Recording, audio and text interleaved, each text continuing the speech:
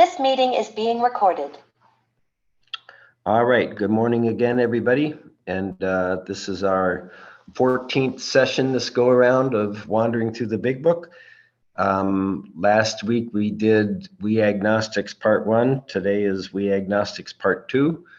And based on doing this before, I think we did a half a dozen things on We Agnostics. And one of the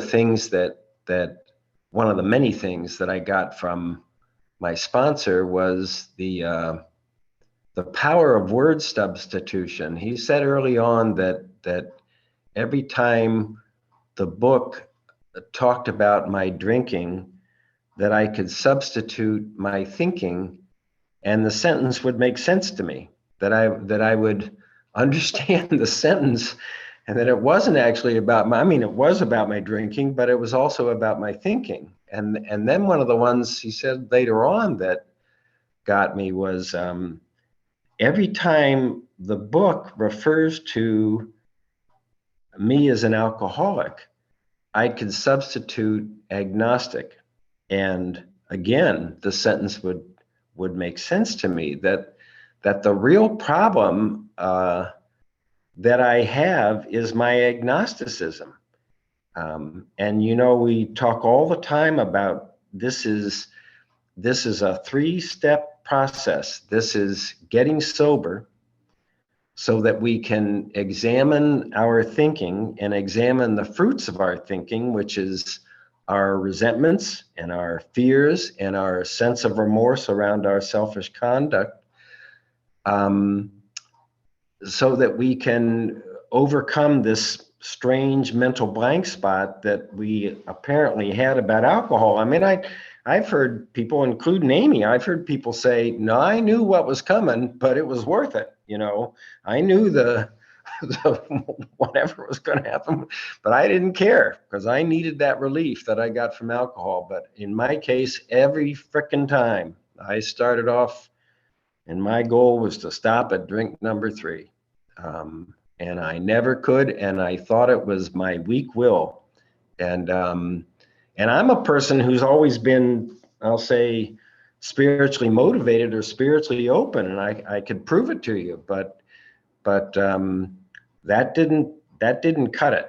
I could not stop at drink number 3, and I went through that for almost 50 frickin' years. Just blows my mind that, because I want to think I'm a smart guy. And my sponsor kept saying, you couldn't drink that way for that long without the absolute collusion of your mind. The truth that my mind needed relief from itself so bad that I had to drink. It's the only way I could keep living. And to do that for any rate. Okay, so the first thing is getting sober. The second thing is taking this relentlessly hard look at our thinking and trying to seek a different way. And the third thing is what have I got to do? If this is your goal, what have I got to do to get serenity into my life? Now, I would have told you before that my goal is serenity. That's what I want. I want to wake up in the morning and feel okay about my life instead of this deep dread of what's going to screw up today. Who's going to disappoint me today? Who's going to let me down today? That's what I woke up with every morning. And I want to feel serene, but because I'm an acquisitive kind of person, and I think somehow possessions mean something, I want to possess serenity. And what I'm finding out, and we read it, Glenn read it, serenity is not a goal. Serenity is an indicator. Serenity is indicating to what degree am I playing the role that God has assigned me and being the person that God wants me to be. The way it says it technically is just to the extent that I humbly rely on God and behave the way God wants me to behave, I will be enabled. That means I don't got the power. I will be enabled to match the human calamity with spiritual serenity. It's, to me, it's the most awesome promise in the book, and it's so freaking simple. There are only two things: humbly rely on God and behave the way I think God wants me to behave. That's all. Now, where do you think most of us get hung up? We get hung up in the word humbly. You know, we don't know how to humbly rely on God. We think we got it going on. And we'll talk more. I don't want to get off on that, but very simple formula: humbly rely on God and behave the way you think God wants you to behave. It's actually right in the sex conduct inventory. We ask God to mold our ideals and help us live up to them. And it's the heart of step 11: praying only, singularly, humbly, for knowledge of what God wants me doing here on planet Earth in the year 2023, and then I'll get the power to pull it off. That's it. That's the whole deal. The problem is that either I can't humbly rely on God, or I'm not even sure about this whole God thing. And it's why the most important piece of advice that we can give anybody in an AA meeting is keep coming back. If you do nothing else, just keep coming back, keep showing up, keep trying to allow this information to seek into your beleaguered brain and maybe get you to behave differently. It takes a long time. I mean, I've been at it 13 years now, plus, and I had to go through this monster depression to get to where I'm feeling. I feel more inspired and enthusiastic about my life today than at any time previously. And I'm an old man. And it's exciting to me. I absolutely, you know what, I think I was talking with Amy, this is this roller coaster. But if we keep at it, the bottoms get higher and the highs get higher. I mean, it's not like, in the same way that we say this is a progressive and fatal disease, we never get better on a physical level. We only get worse. Remember Bill's story? He describes this awful life. And then what's he say? Next paragraph says, gradually, things got worse. Bill, for crying out loud, how could they get worse? And then he proceeds to tell us how they got worse. Well, the converse is true. How often I heard it Friday night at our open speaker meeting. If I had settled for what I came into AA trying to get, I would have sold myself short. It's the title of a story. Beautiful story. He sold himself short. And the truth for me is, why should I even put a goal out there or a ceiling or anything like that? If I'm honestly trying to play the role God assigns me, what am I going to do? Say, well, yeah, that's great, God, as long as I can go in this direction and do this stuff, whatever. I don't know. God, please mold my ideals and help me live up to them.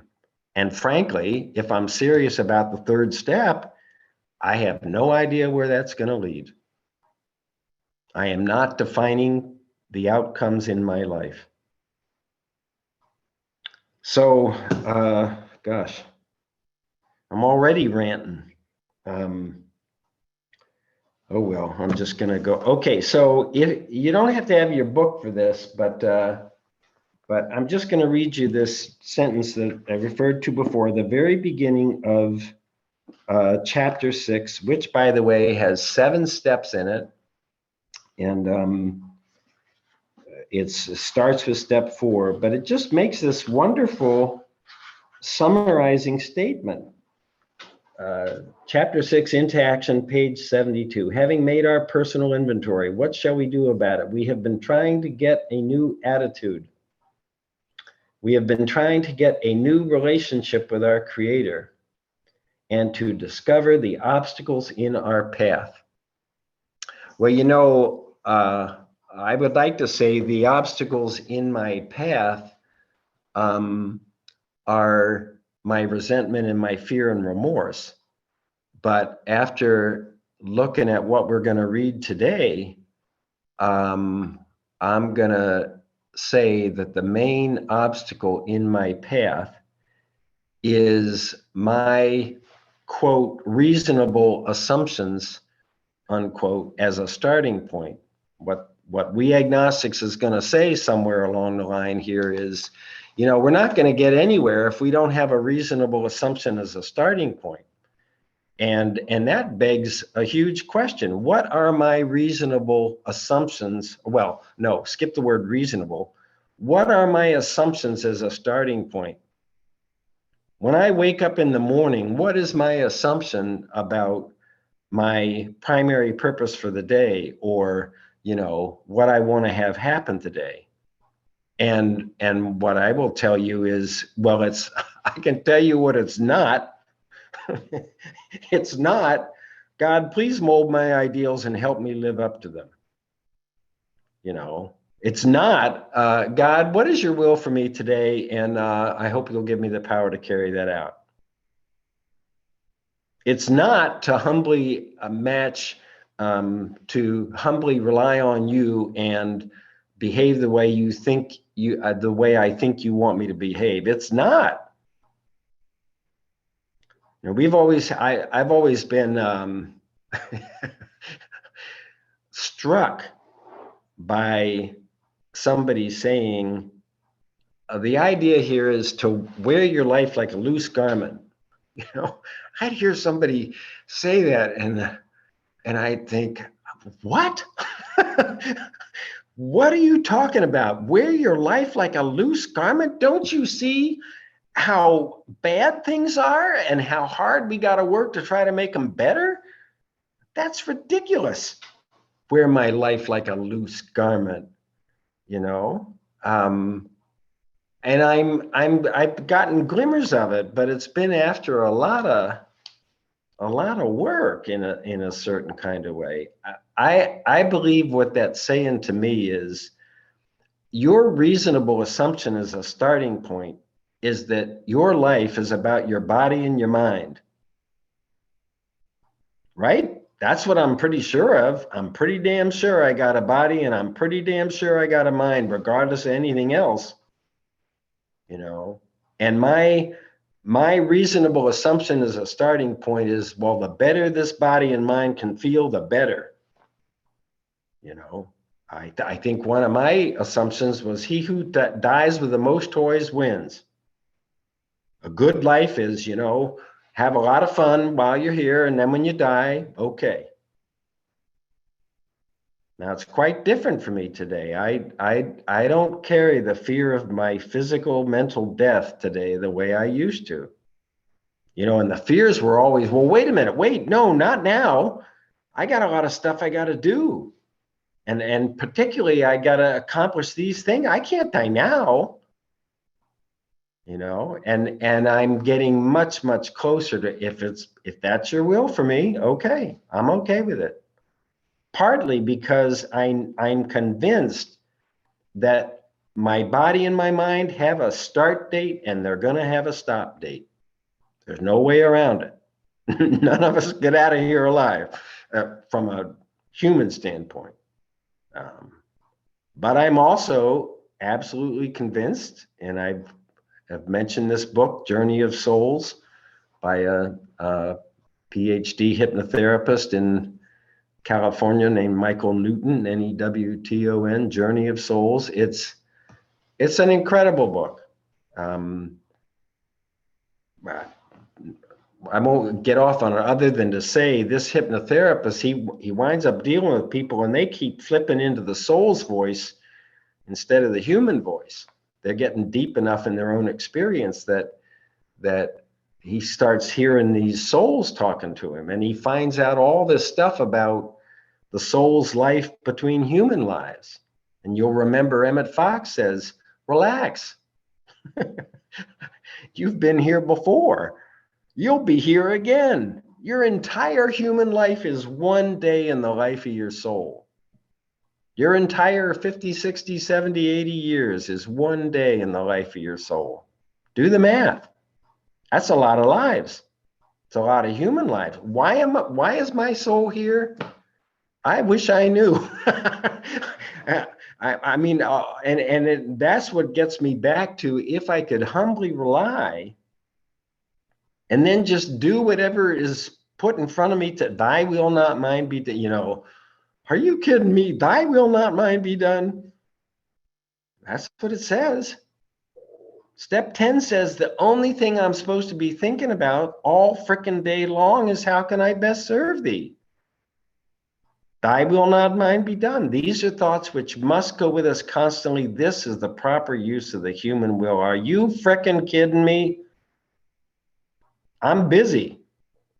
I got a lot of stuff to do. I'm supposed to be thinking about you now. The way it's coming down for me today is I feel I've got two different things going on simultaneously. I've got the life of my body and my mind, and I got the life of my soul. And to date, I've been much more involved with the life of my body and my mind, and pretty much ignoring the life of the soul, except for things like this. And what I'm trying to do is to pull back my obsession with the body and the mind's experience and focus instead on the soul's experience. And you've heard me say, me and Robin, we're reading this Jesuit stuff. And the first thing St. Ignatius says is, your primary purpose is to love, honor, and serve your Creator, and thereby do the work that your soul came here to do. And it does not matter if you have a long life or a short life, a rich life or a poor life, a healthy life or a sick life. And this is the worst one, an honored life or a dishonored life. One of the things that the Jesuits keep focusing on is Jesus's life, because that poor bugger, you can't call that an honored life. He's been honored in the centuries since, but the guy gets put to death for heresy, basically, because people couldn't handle the information that he was putting it out, which is your life is about love, not about fear. You're acting on fear.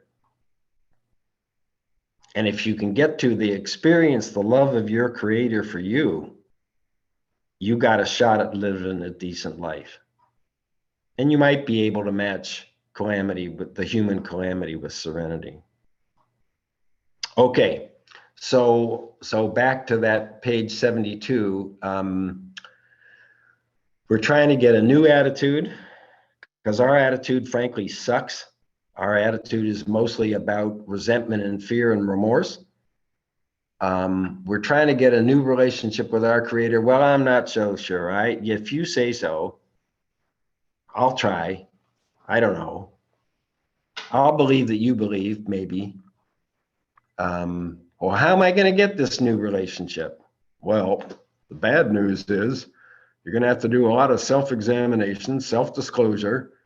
You're going to have to spend some time in meetings, spend some time one-on-one with other alcoholics, spend some time in the actions of service, and most importantly, the circle, prayer and meditation. You are not going to establish a relationship with your Creator if you don't have any prayer and meditation going on. And that's also how we're going to discover the obstacles in our path. So another important piece of information for me, and then number one, I'm trying to stop earlier today because I've gotten some feedback that we could use more time for open discussion. So I haven't even gotten to the book yet, but just this one other piece. So we talk from time to time about big book sponsorship and about the different aspects of sponsorship, and one of the important waypoints, I believe, along the way is page 25. Page 25 is in There is a Solution, and it starts at the top of the page saying, there is a solution. And then, of course, the next thing it says is, we don't like it. None of us like the self-searching and all the stuff that we go through as we go through steps 4 through 9. And then after that, it describes this spiritual experience. I want to read it. It's one of those pages that, it gives you the good, the bad, and the ugly. Okay. So there is a solution. None of us like it. Blah, blah, blah. The great fact is just this and nothing less. And I'm going to say it in an I statements. I have had a deep and effective spiritual experience which has revolutionized my whole attitude toward my life, toward my fellows, and toward God's universe. Now, I feel like I'm at the very beginning of this, of a spiritual experience. I'm not claiming I'm at the beginning. The central fact of my life today is the absolute certainty that my Creator has entered into my heart and life in a way which is indeed miraculous. And He's commenced to accomplish those things for me which I could never do by myself. In my experience, this is miracle level number 2. Miracle level number 1 is in the 10-step promises, oddly enough. And miracle number 1 is, I am not thinking about drinking. And that astounds me, because that's all I thought about for 50 years or whatever your drinking career was. This is level number 2. This relationship with God is the most important fact of my life. Not that I'm 5'10" and weigh 165 pounds, that I've got a money in the bank and a nice house in a nice town, whatever, that I'm married to a wonderful woman. I will say those are important facts, and my participation in AA is an important fact, but the fact that I feel I have a budding and growing relationship with my Creator is what's most important to me. Now, there is a number 3 level of miracle. And that number, I'm not even getting to this page. The number 3 level of miracle is we will feel as though we are on the broad highway, walking hand in hand with the spirit of the universe. I want that. I get glimmers enough to know they ain't whistling Dixie, whatever that means. But that's level 3. Walking hand in hand with the spirit of the universe on a broad highway. I feel like I'm going somewhere. I'm not. Anyway, okay. So then it says this. If you are as seriously alcoholic as we were, we believe there is no middle of the road solution. What they're going to say is you got 2 alternatives, bub. And your life is going to depend on which one you pick. We were in a position where life was becoming impossible. And if we passed into the region from which there's no return through human aid, human power, B, no human power is going to relieve our alcoholism. We only have 2 choices. 1, go on to the bitter end, trying to blot out of our consciousness our intolerable situation as best we could. And the other, to accept spiritual help. And the whole rest of the book is about accepting spiritual help. What have I got to do to accept spiritual help? And it's wonderful. I don't have to manufacture it. I don't have to seek and find it. All I got to do is accept it. And it brings in the whole thing of Carl Jung with his little sign over his door. You know, God is present, bidden or unbidden. God is the truth, whether you acknowledge it or not. God is the truth. And that's going to take us right to the part that I can tell we're never going to get to, which is, this reasonable assumption is a starting point.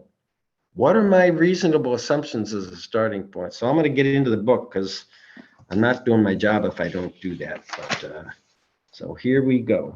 Whoops, where are you? Sure. Okay, so last week we started into We Agnostics, page 44, and we only got to 45.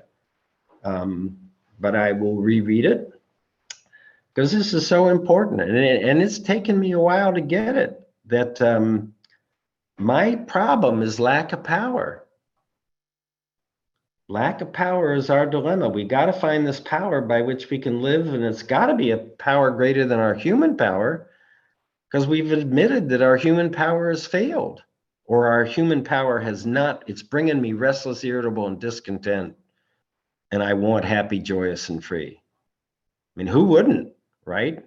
It's only alcoholics. Okay, you got two choices, restless, irritable, and discontent, or happy, joyous, and free, and alcoholics are going to go, meh.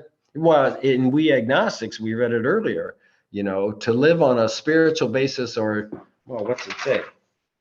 To be doomed to an alcoholic death or live on a spiritual basis are not easy alternatives to face.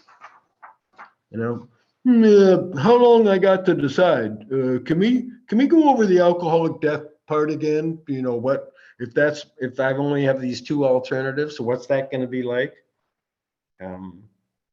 And this is saying your real problem is lack of power, and you're not going to get the power from self-reliance.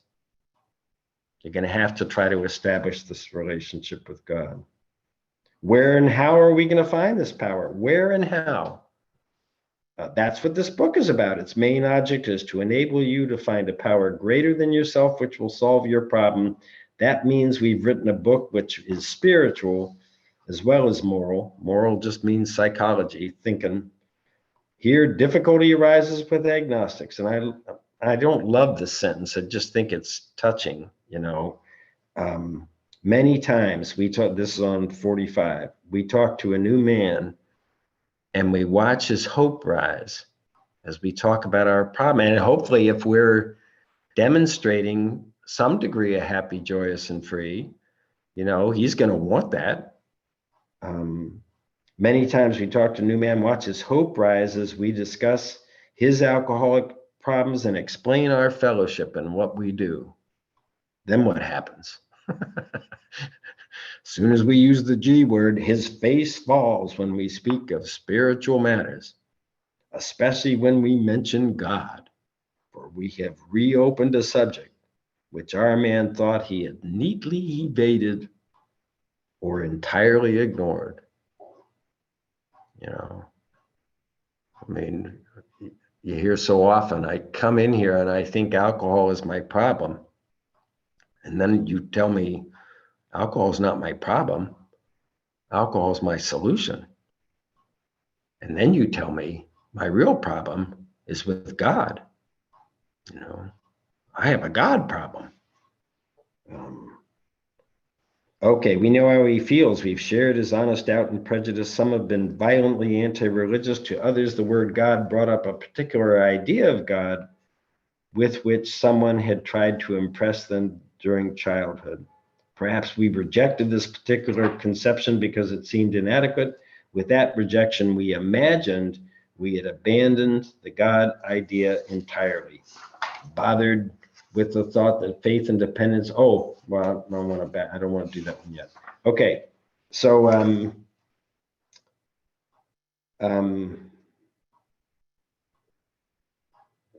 yeah, I lost it. I gave you all you guys a great talk an hour and a half ago. It was outstanding, but now we're here on Zoom and I'm losing it. No, I'm not. Um, I know what it was. So Robin and I are reading this Jesuit stuff, and most of it has all these Bible passages, and you read a Bible passage and then they give you stuff to think about, and you go on from there. And so like Jesus had this big problem with the Pharisees. And the problem with the Pharisees is that in his view, they're hypocrites. They're talking the talk, but they're not walking the walk, which we say all the time. It shows up in AA. I got a good grasp of AA, but it's mainly up here. It hasn't gotten into my heart and soul yet, or whatever. And it's just interesting that I think too many of us use the blatant hypocrisy that we see in the world as a way to throw out the baby with the bathwater. The hypocrisy is the bathwater, but the baby is the relationship with God. And so we get to throw out, we'll use the hypocrisy to allow us to ignore whatever else is going on. And I think we hit that in one of our readings where it says at the tail end, it says, be quick to see where religious people are right, not where they're wrong. We can do that all day. And we do. Why don't you try to be quick to see where they're right? What are they throwing out there that might be applicable to you, to us? So, okay. Now, we were bothered with the thought that faith and dependence upon a power beyond ourselves was somewhat weak, even cowardly. This is huge. This is an assumption as a starting point, right? It's going to say later on, nothing's going to happen here if we don't have a reasonable assumption as a starting point. And my question earlier was, what are your reasonable assumptions that you're starting with when you begin your day, or at the end of your day, or whenever, in the middle of your day? What are you assuming is true about your life that keeps you from humbly relying on God and behaving the way you think God wants you to behave? Well, here's an assumption. Faith and dependence on a power beyond ourselves is weak and even cowardly, which is to say that a successful life is where I use my self-reliance and my self-knowledge to get what I think I need to get. That's the way it was for me. I probably told this story 3 or 4 times. I had my father's father was very successful in the world, in the business world. And he used to say, but he was a man of faith that I didn't appreciate. He didn't go to church necessarily, but, and he used to say, if you will do the job in front of you and do it as best as you can, you'll get where you ought to go. And I thought, well, that sounds good. What I missed was where I'm going to get that job in front of me. And I thought it was my job to pick that job, and why I had so much trouble with the line on page 68 that says, we are in this world to play the role God assigns. I've been assigning my role in the world since I was 7 or 8 years old. And where's room for God in there if I'm directing my own life? It's just brilliant, that stuff before the third step. Each person is like the actor trying to run the whole show. I've been trying to run the whole show forever. And with the promise that if you would only do things my way, you'd be happier and I'd be happier. And the world will be a better place. Why can't you see my truth?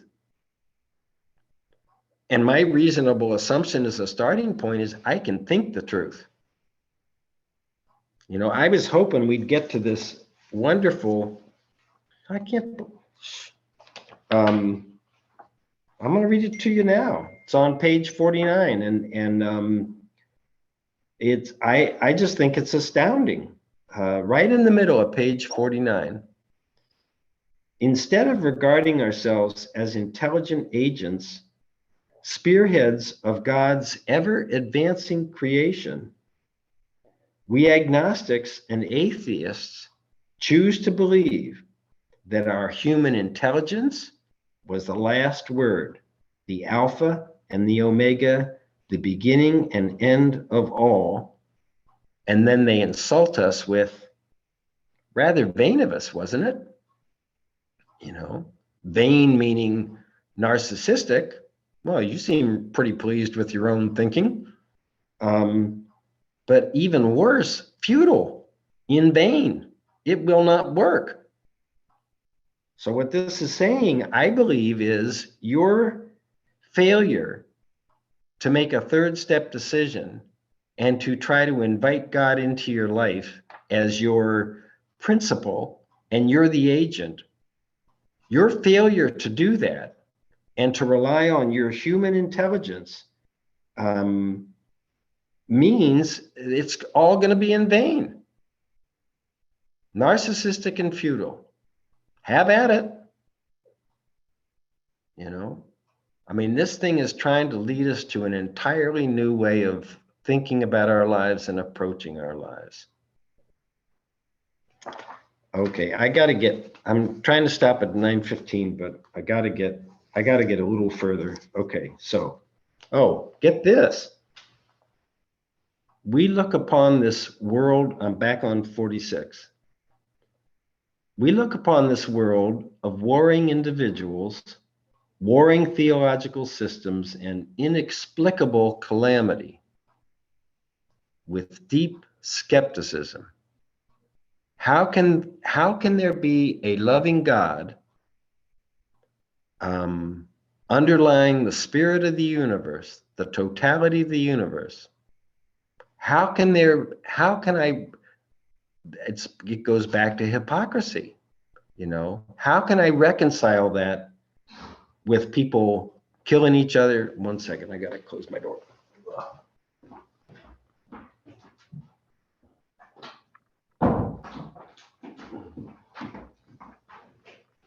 Sorry. How can I reconcile all this stuff going on with the idea of a loving God? Right? We looked askance at many individuals who claimed to be godly. How could a supreme being have anything to do with it all? And who could comprehend a supreme being anyway? Anyhow, yet in other moments we found ourselves thinking, when enchanted by a starlit night, who made all this? How'd this come into being? How did I come into being? You know, we talk about this question, do you think you created yourself? Is that your reasonable assumption as a starting point? It was mine. I created myself. I get to do what I want. You know, in fact, that's my job, is to figure out what I want and then do it. Who then made all this? There was a feeling of awe and wonder, but it was fleeting and soon lost. Yes, we of agnostic temperament have had these thoughts and experiences. Let us make haste to reassure you. And then they're going to give us the solution, which we're not going to like. We found that as soon as we were able to lay aside prejudice, lay aside our contempt prior to investigation, and express even a willingness, just a willingness to believe in a power greater than ourselves, we commenced to get results, even though it was impossible for any of us to fully define or comprehend that power, which is God. Okay, I'm gonna wind this up and put a reminder that this is how far we got. I'm sorry, we didn't get to reasonable assumption as a starting point, but we'll get there. Okay, so I'm trying hard to come up with something profound to say, and I can't. So I'm just going to say, if we will humbly rely on God and behave the way we think God wants us to behave, everything will work out okay. But it means turning away from all of these assumptions that we make every day. So, all right, I'm gonna gong this gong, and I'm gonna stop the recording. Okay, yeah. Talk soon. Don't go away.